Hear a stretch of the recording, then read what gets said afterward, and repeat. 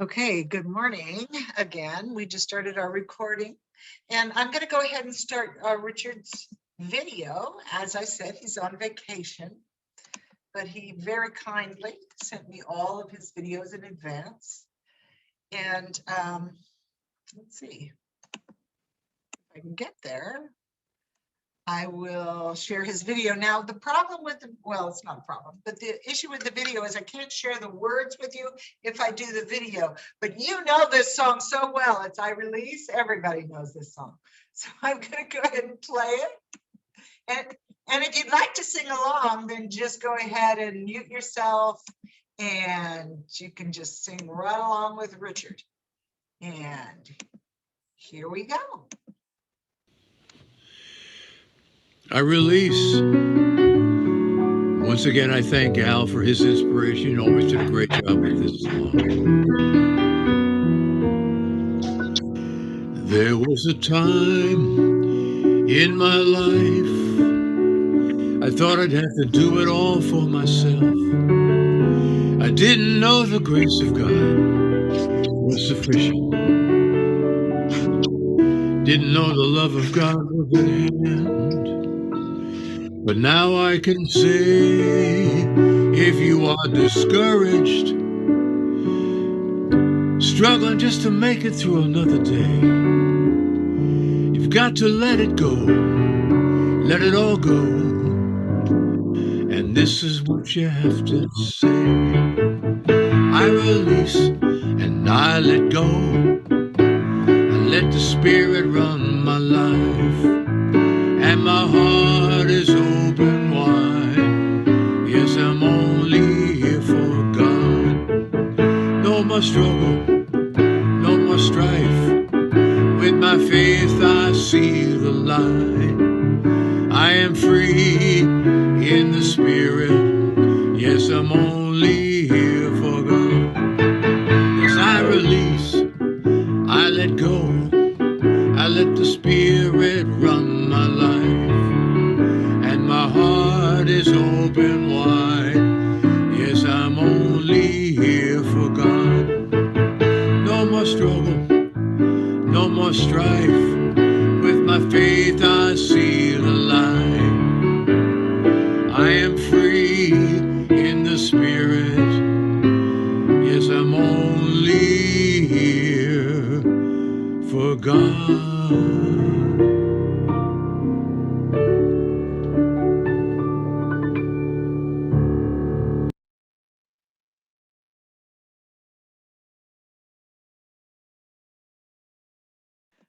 Thank you, Richard. Woo-hoo. The wonders of technology.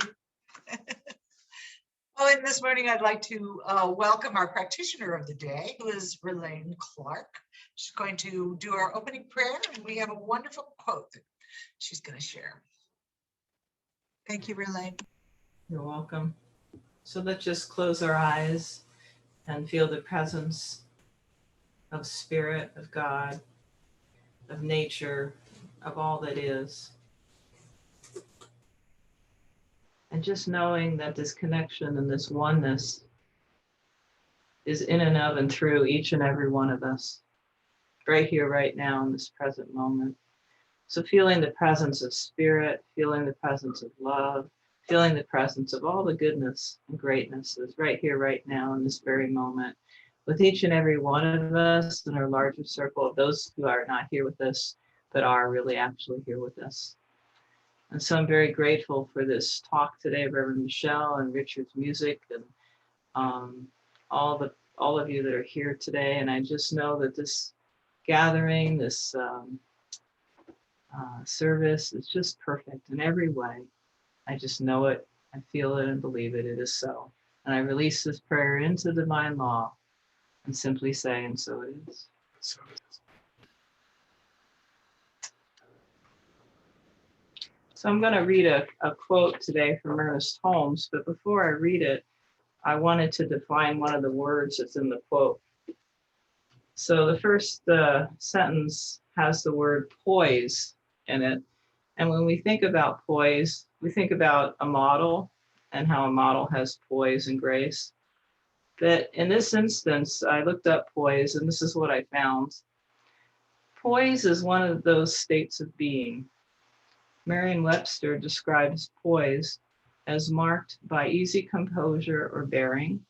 In other words, having poise is being comfortable in your own skin. So this is from Ernest Holmes' This Thing Called You. And this is the quote: "Peace alone gives poise. There's an intuition within you which already knows you are one with good, that your destiny is certain, and that you must listen to this intuition, for it is the voice of God in you." So let's just take a moment and feel that poise, that state of being, that peace.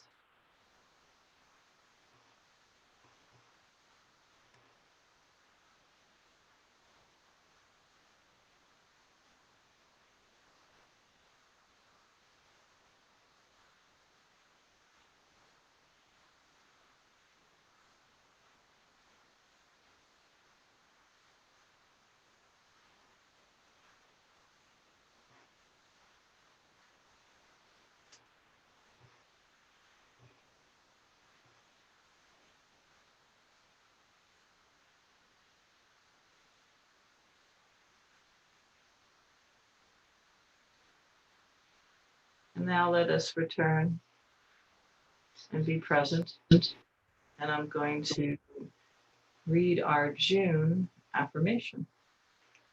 I am one with perfect action. The harmonious action of the great whole operates through me at all times. There is nothing in me that can hinder this action from flowing through me.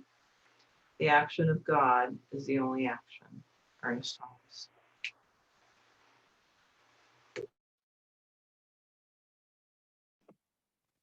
Thank you so much, Verlaine.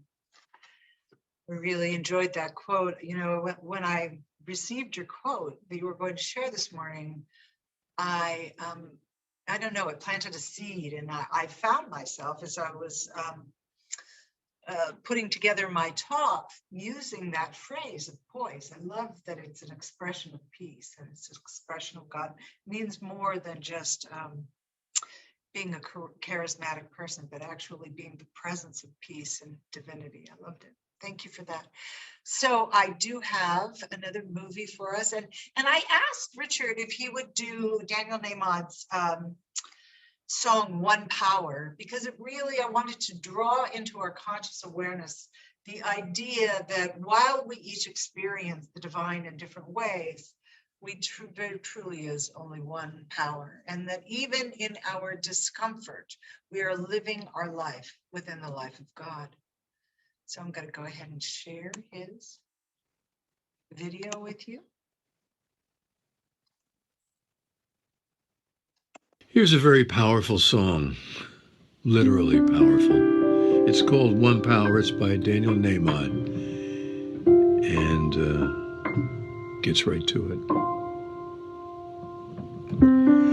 One power, one power, one power, one power, one power, one power.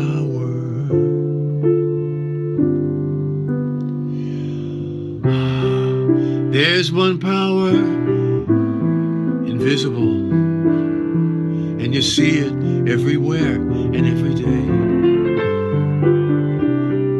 One power indescribable, and you speak of it with every word you say. Mysterious until you know the truth, as simple as the love inside of you. Call it God, call it Spirit, call it Jesus, call it Lord, call it Buddha, Baha'u'llah, angels' wings or heaven's door. But whatever name you call it, it's one power, can't you see? It's the power of the love in you and me.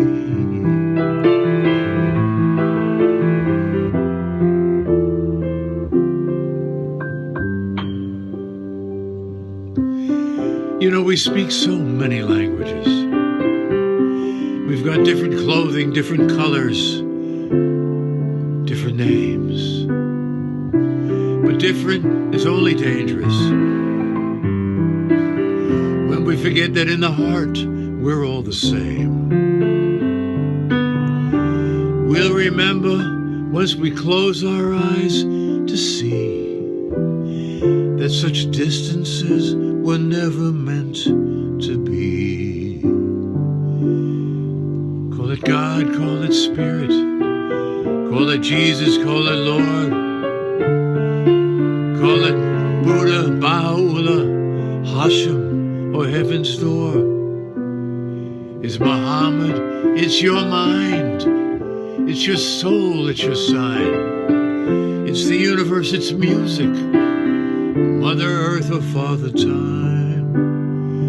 But whatever name you give it, it's all one power, can't you see? Whatever name you give it, it's the very air we breathe. It's the one power. It's the power of the love in you and me. One power, one power, one power.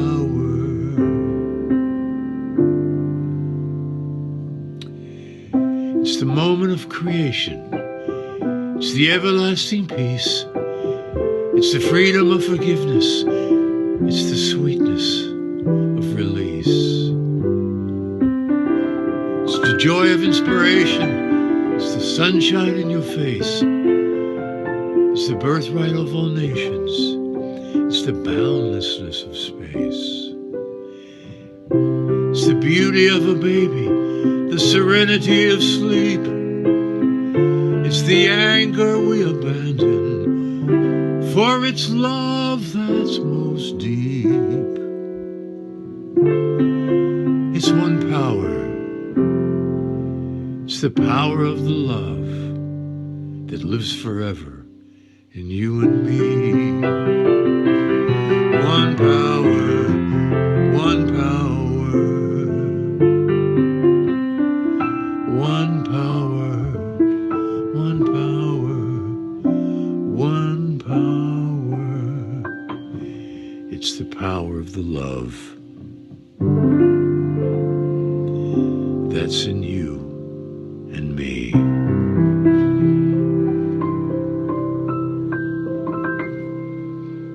One power.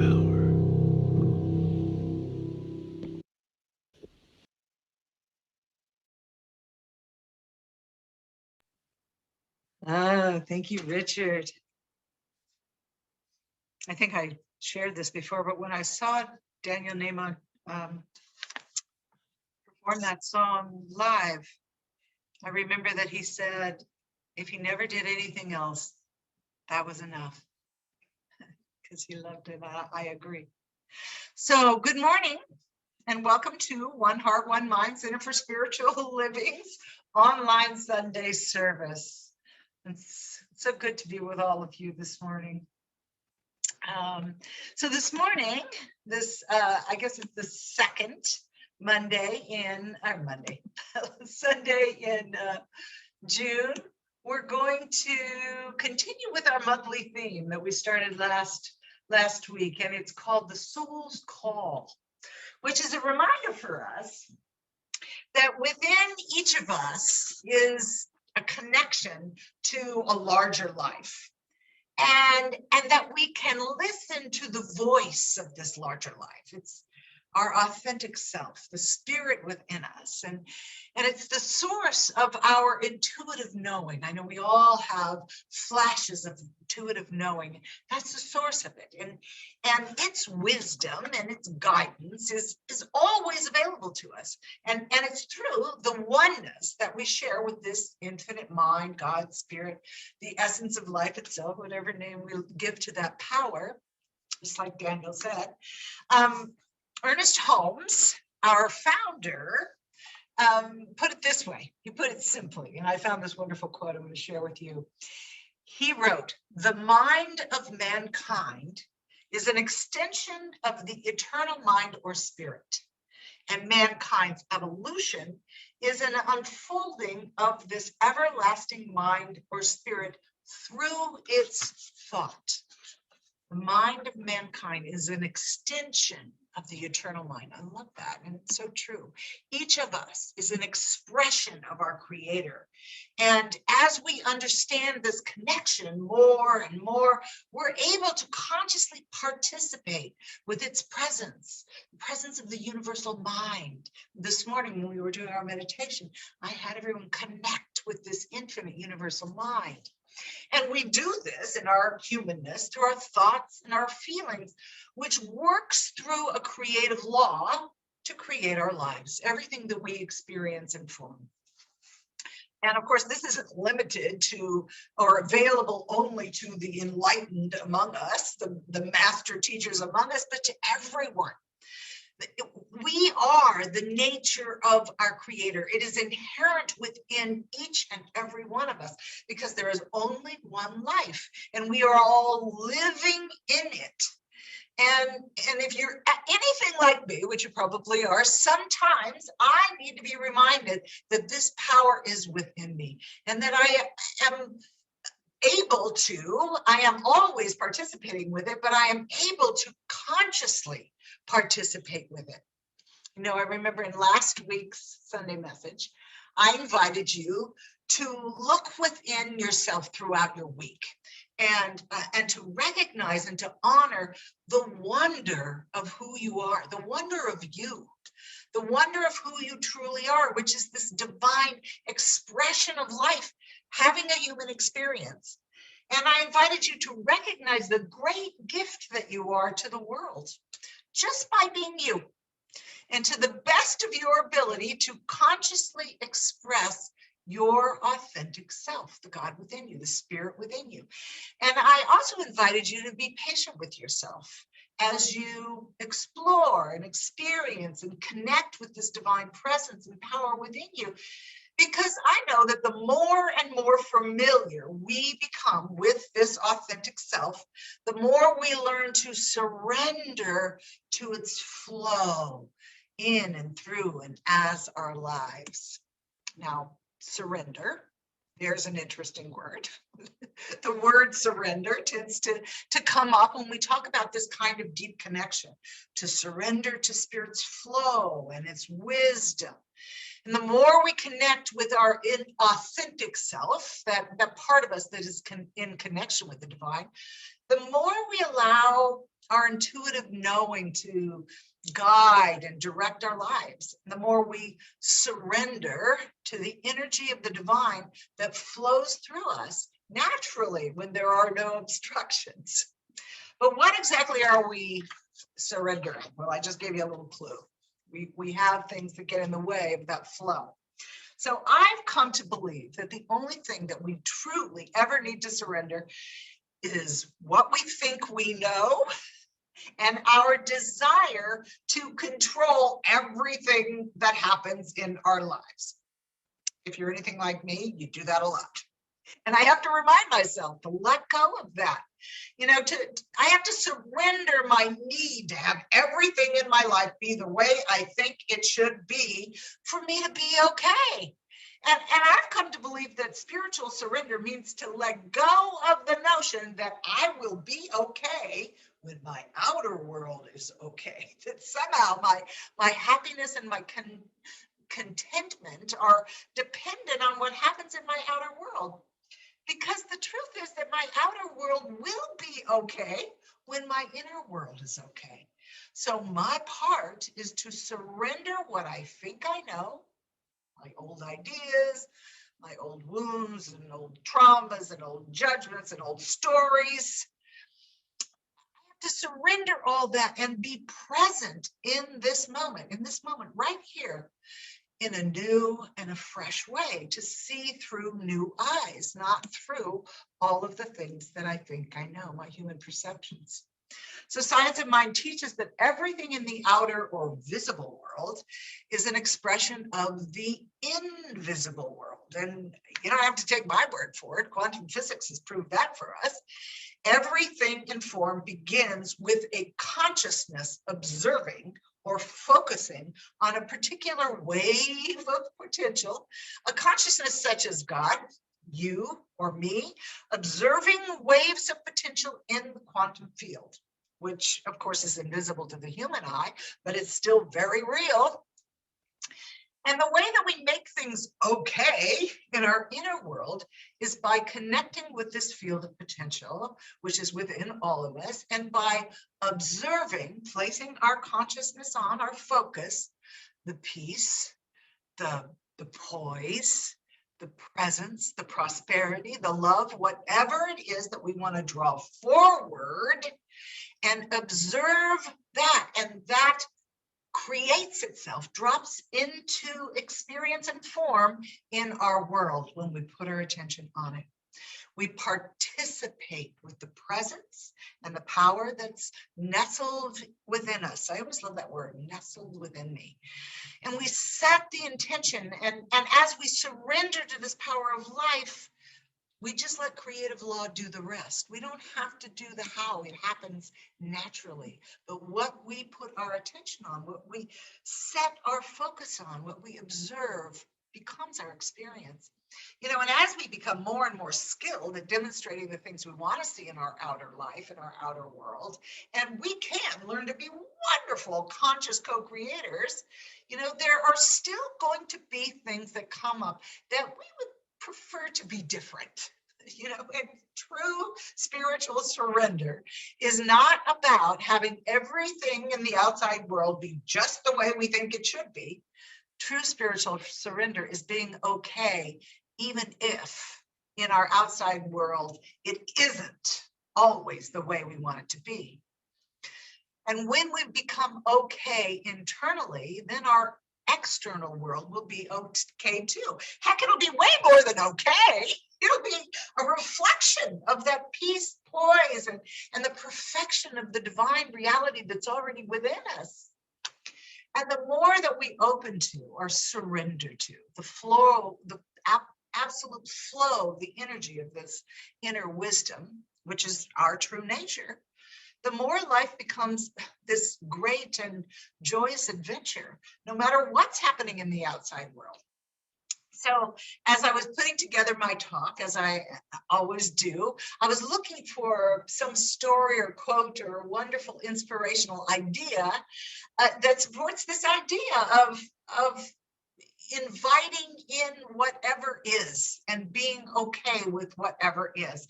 And I found this beautiful, I'm going to share it with you because it's so beautiful. I want to read it with you. Oh, wait, actually, this is a different quote. My bad, I jumped ahead too far. This is a quote from Ernest, which is just as wonderful, and I'm just absolutely going to share it with you. So let me find it here. This one kind of blew me away as well, so I think you'll enjoy it. Let's see.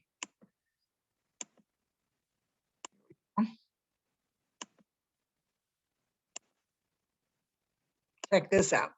So Ernest Holmes wrote this: the infinite will not be or become less than itself. How cool is that? So let's read it again. The infinite will not be or become less than itself. We are of its nature. We did not make our own being. All we can do is to accept that the being which we are is some part of the divine. To know this is to overcome fear.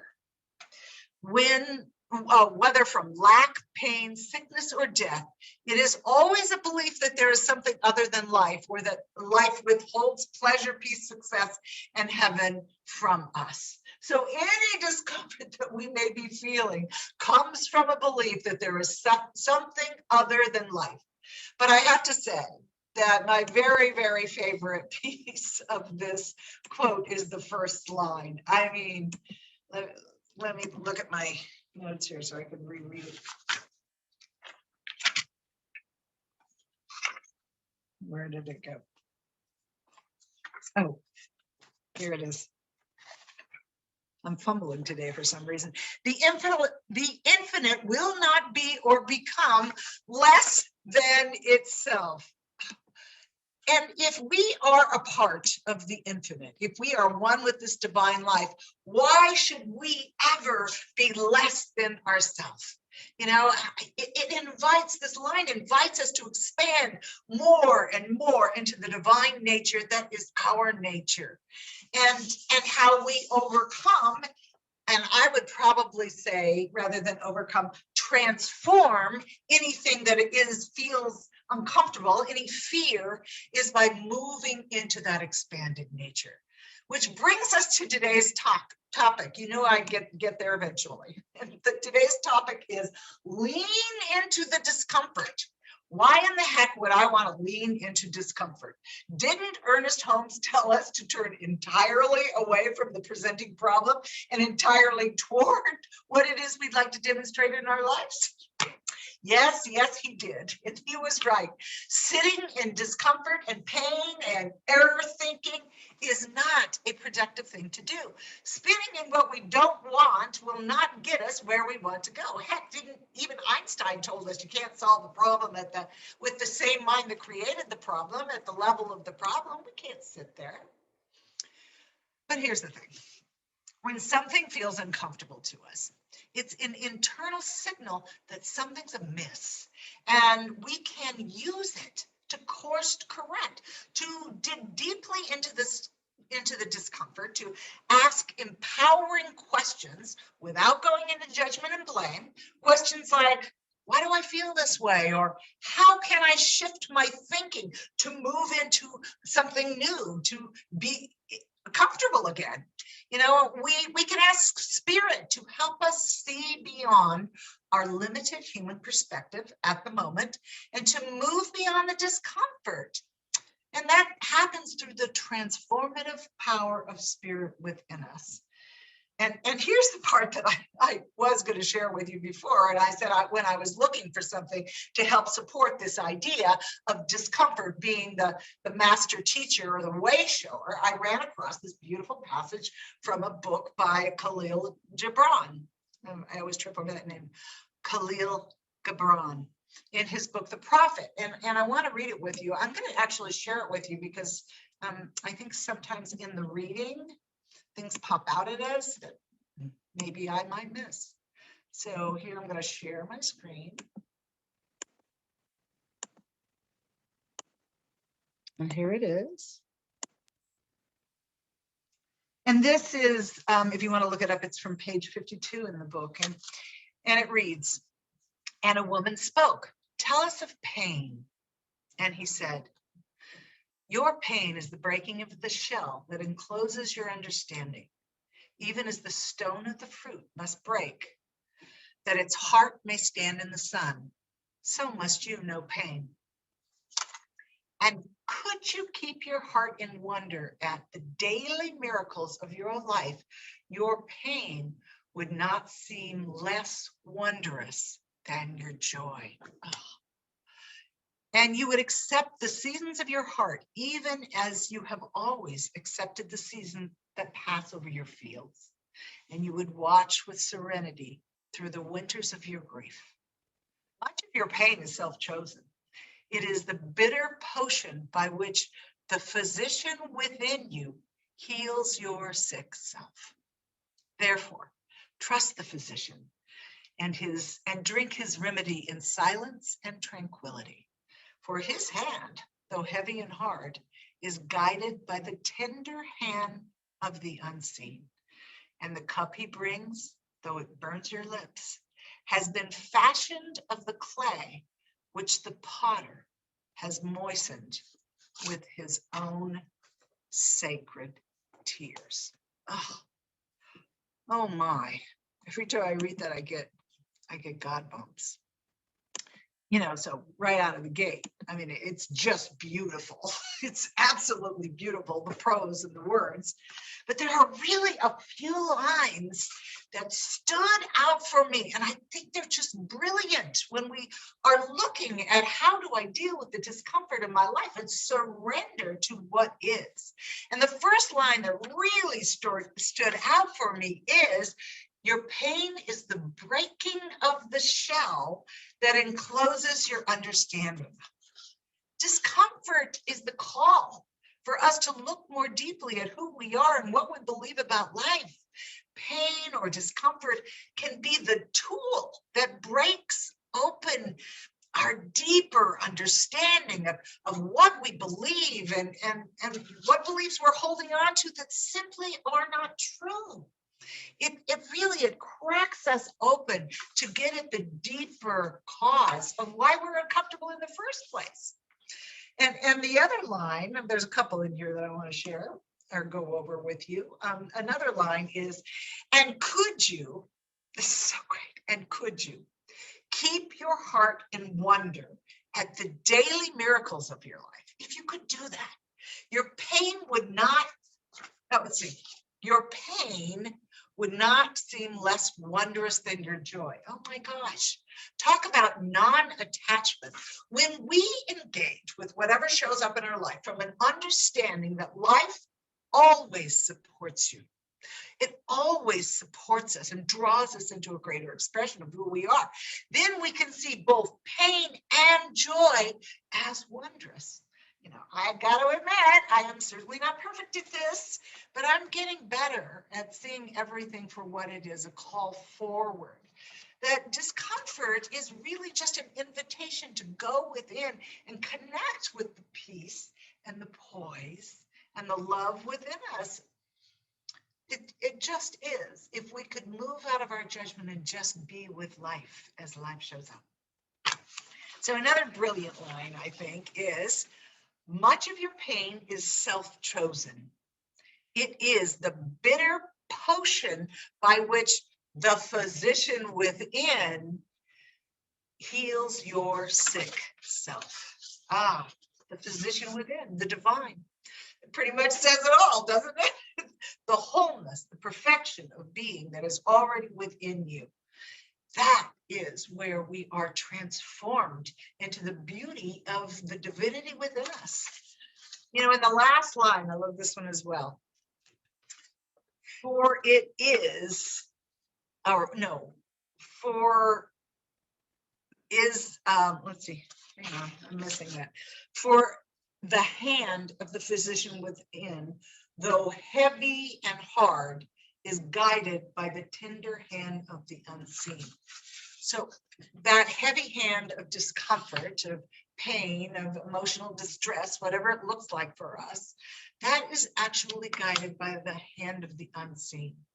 Our discomfort is an invitation to go within and find our wholeness, to surrender our old wounds and our traumas and our false beliefs that keep us in bondage to the pain and the discomfort, and to use that discomfort as a guide to help us to surrender to the cause of pain that opens the door to a better experience of life. And that's what we surrender. It's like the onion. We love to use the analogy of peeling off the layers of onion. We peel back the layers until we get to the stuff at the center, the heart of who we are. And we can decide that we'd rather just ignore the discomfort. We can decide that we just don't even want to deal with it.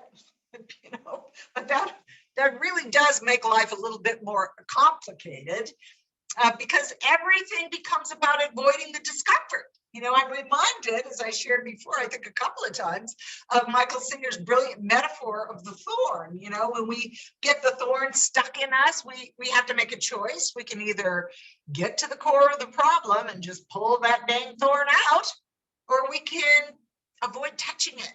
But we have to structure our entire life so that no one or nothing ever touches the thorn. You know, so we kind of keep everything at bay. Or in other words, we suppress our feelings about the problem that the thorn represents and pretend that it doesn't exist. And we bottle it up inside us. And then, as the pressure of this discomfort builds and builds and builds, it eventually is going to express itself in unhealthy ways. Or we can just dissolve the pain and the discomfort that the thorn represents by looking directly at it and pulling it out and telling ourselves the truth, you know. I'm sure that either you have been or you have witnessed someone that that is clearly nursing or avoiding some pain or discomfort. Have you ever known someone who you might say has anger issues? And that's what happens when we suppress the pain or the discomfort of life. The energy doesn't go away, it just builds up and builds up and builds up. And our inability to face it keeps the energy or that painful discomfort stuck in us. And we'll do anything to avoid it and feel it. We'll look everywhere we can, but within ourselves to make ourselves feel better. You know, I was listening to Michael Singer the other day on a little podcast that he does. You know who Michael Singer is. He's the author of The Untethered Soul and the Surrender Experiment. We've talked about him quite a bit before. And anyway, on this podcast, he was telling the story about a man that he met when he was teaching in a Florida prison. He had kind of a prison ministry, if you will, where he would go into the prisons and he would teach and counsel the prisoners in there. And he said that he met this one wonderful man who was really a wonderful person, had a very great meditation practice, but he kept missing his sessions because he would get thrown in lockup because he would fight all the time. You know, lockup is kind of like a prison within a prison. And he kept getting into fights. And so when Singer saw him the next time, he asked him why he kept getting into fights. And he said, because it makes me feel better, which Singer said was incredibly honest. And that happens when we express these emotions, these pent up emotions and pressure and discomfort that is building and building and building.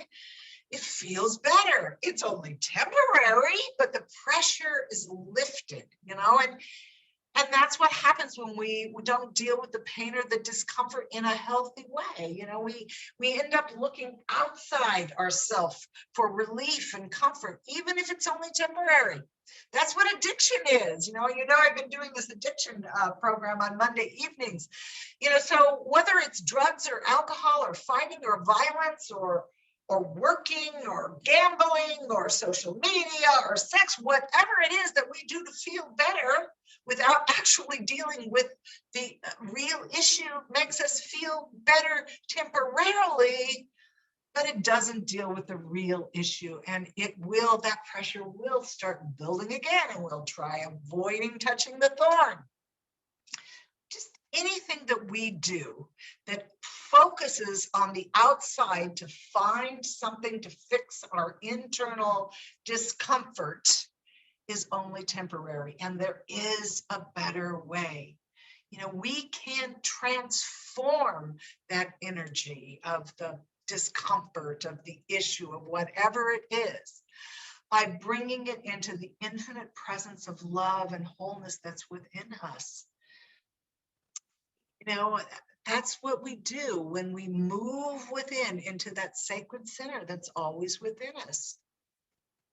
You know, as I was thinking about this, I'm always looking for metaphors or lessons or something that supports the idea so that we can understand it in a better way. And I started thinking about what happens when a caterpillar begins to transform into a butterfly. And I think the symbolism can be really a useful metaphor for us here. You know, when a caterpillar begins the transformation of becoming a butterfly, it doesn't just in its chrysalis and then begin to sprout wings and antennae out of the caterpillar body. That's not how it works.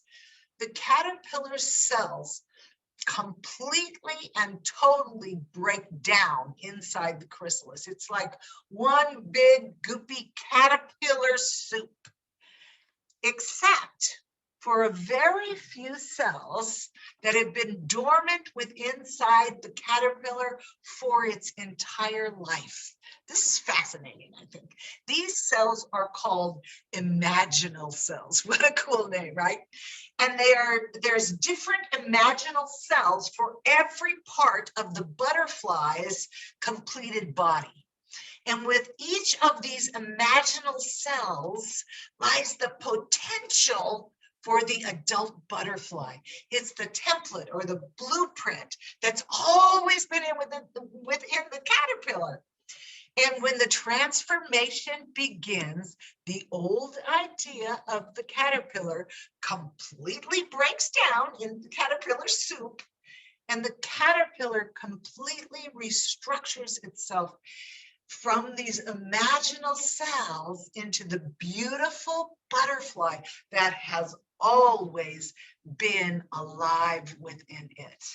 I'm sure you get where I'm going with this, because just like the caterpillar, we're these wonderful human beings who carry the potential of a divine being that we can and do moment by moment transform into. It has always been within us. And as we become more and more and more aware of our own divinity, our own imaginal selves, we begin to express this divine self, this authentic self. More and more, we're able to embrace whatever shows up in our outer world, because we know who we are, and we know that we're empowered to bring a greater understanding to every human situation that shows up, a greater understanding that draws forward a higher good for ourselves and for everyone, for life in general. You know, I'm reminded of that beautiful biblical passage in Matthew 4 that says, and actually, Singer shared it on his podcast, and I thought, oh, I love that. And of course, I've heard it before. Man does not live by bread alone, but by every word that proceeds from the mouth of God. You know, we're not just human beings who need their daily bread to live. The nourishment that we need is this universal life force that flows through us, that nurtures and sustains us. And the discomfort we encounter in our human lives is simply a signpost pointing us in the direction of our transformation, so we can go deep within us and bring alive those imaginal cells of our own divinity. We can move from fear to faith, to love, and to joy. And that's what discomfort does for us. It points us in a new direction. Such a blessing in our lives when we look at it that way. So rather than end with a affirmative prayer today, I had this prayer, and I was trying to remember if I had shared it before or not. I think I have. And it's, let me get it up here. It's called a prayer for alignment with God. And I thought about this as I was completing my Sunday message today, and I thought, this is perfect. This is exactly what we do when we transform into the divinity that we already are. So I'm going to read it, and I invite you to mute yourself and read it along with me, and just take it into your heart as we read it. Prayer for alignment with God. There is nothing to be healed, only God to be revealed. The peace of God is revealed in my mind. There is nothing to be healed, only God to be revealed. The love of God is revealed in my heart. There is nothing to be healed, only God to be revealed. The perfection of God is revealed as my health. There is nothing to be healed, only God to be revealed. The abundance of God is revealed as my wealth. There is nothing to be healed, only God to be revealed. The presence of God is revealed as my joy. There is nothing to be healed, only God to be revealed. Today, I acknowledge, I accept, I believe there is nothing that needs to be fixed, changed, or healed, because God, my God, will always be revealed. For this, I am so grateful. And so it is.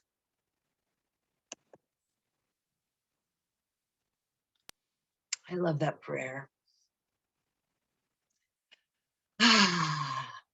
So So let's take a nice deep breath in and just relax into that.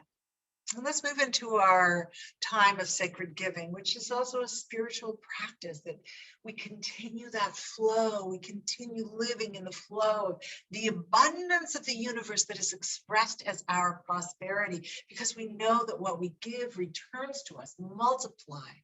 And the attitude, the atmosphere that we give with of love, of generosity, of the belief in the reality of the larger life, when we give from that place, that's what returns to us. So I'm going to share the affirmation with you. I should have just stayed on the shared screen, but that's okay. Here. And we know that there are several ways that we can give. We can give through Venmo, we can give through Tithely. We can send a snail mail check to our wonderful assistant treasurer, Jim Massapus. And here's the affirmation that I invite you to say with me. Imagine that you're holding your gift, gift of financial abundance. I recognize that my gift is an instrument of the energy and love of God. As it flows from me, it uplifts and advances all life, including mine. I give and receive joyously. I am so grateful. And so it is. We'll just relax into that. And Leslie, do we have some announcements? On Monday evening, we are having our series called The Metaphysical Journey Through 12 Steps, and that takes place at 6:30. And then on Tuesday, Robert Brown is going to lead us in a topic about Thomas Troy. And then that's at 6 o'clock. Robert, would you like to say something about that? Yes, I'm going to be talking about Thomas Troward, who Holmes attributes at least 30% of Science of Mind to his philosophical thinking. And I'll talk a little bit about his life and what he did, and go into the various sayings of his and his influence on Holmes and this metaphysical philosophy that we all love and believe in. Okay, thank you. And then Wednesday is the class that's being led by Reverend Michelle and Verlaine Clark, and it's called Spiritual Principle and Practice. I gotta say, we had a great time last week. It was really fun. And if you didn't attend the first class, it doesn't matter. Just join in and jump in and join us for the second one. And we're going to be praying for each other. So always a good thing to do. And you can join in that class from 6 o'clock to 7:30 on Wednesday. I think one of the things that is an inspiration to us and gets us excited and says this stuff really works is when we can hear about other people's demonstrations. So on Tuesday evening on the 22nd, we're going to have a come share your demonstration stories. And we're telling you about it now so you can think about your demonstrations that you would like to share with the group. And that is the end of my announcements.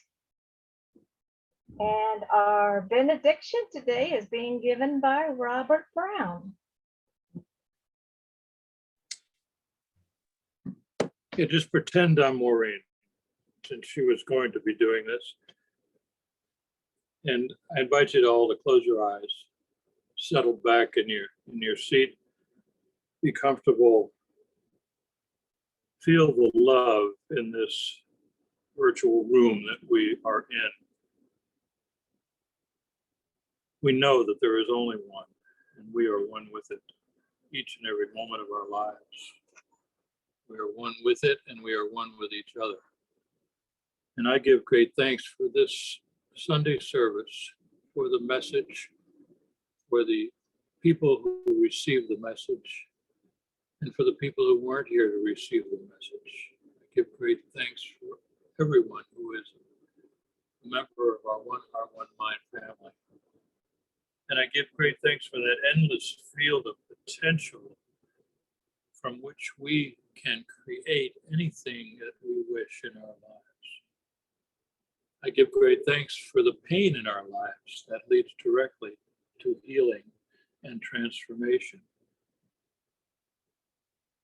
I give great thanks for the ability to be myself and for all of us to be ourselves and to know the love of God and the love of life.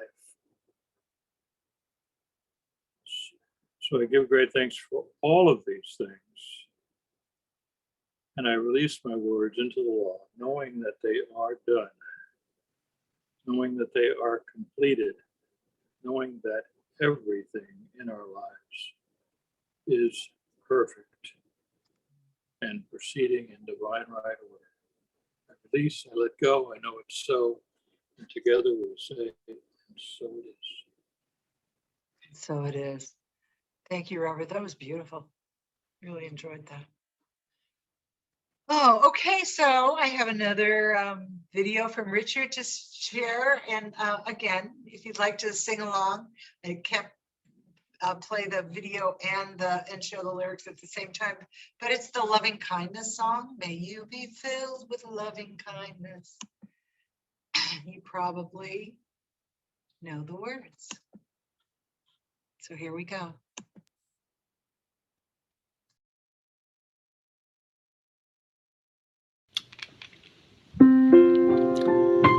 Loving kindness.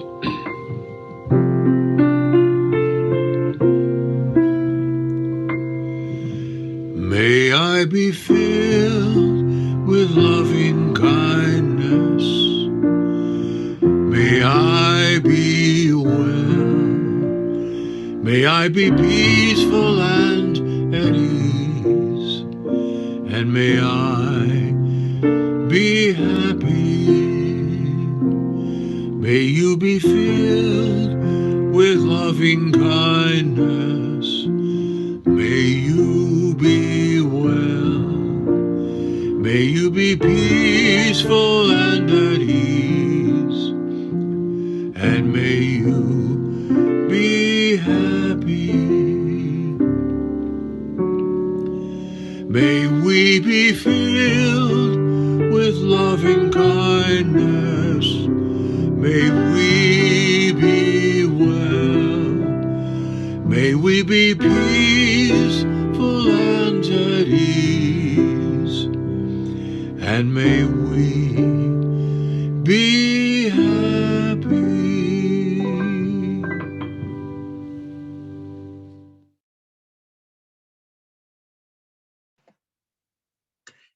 That seemed like the perfect song to end a talk about discomfort with. Oh,